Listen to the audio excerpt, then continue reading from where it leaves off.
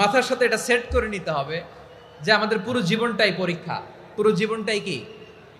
The life is a test. পুরো জীবনটাই পরীক্ষা।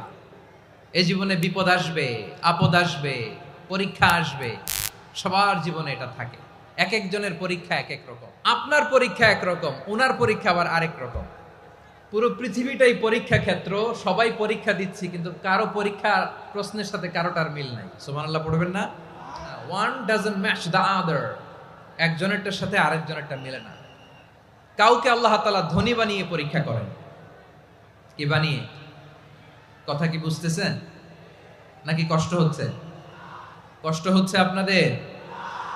কাউকে আল্লাহ ধনী বানিয়ে পরীক্ষা করেন, আবার কাউকে আল্লাহ তাআলা গরিব বানিয়ে পরীক্ষা করেন, কাউকে আল্লাহ অসুস্থ বানিয়ে পরীক্ষা করেন। কেউ দেখবেন যে দুরারোগ্য ব্যাধিতে আক্রান্ত, ডাক্তার বলেছে আর সময় নাই, দুরারোগ্য ব্যাধি, ক্যান্সার, যার নেই কোনো অ্যান্সার, তার জন্য পরীক্ষা হচ্ছে এই রোগ।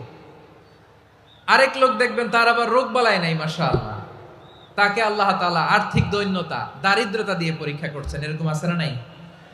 টাকা পয়সা নাই, দিন আনে দিন খায়, যা আছে তাতে চলে না, এটা তার জন্য পরীক্ষা।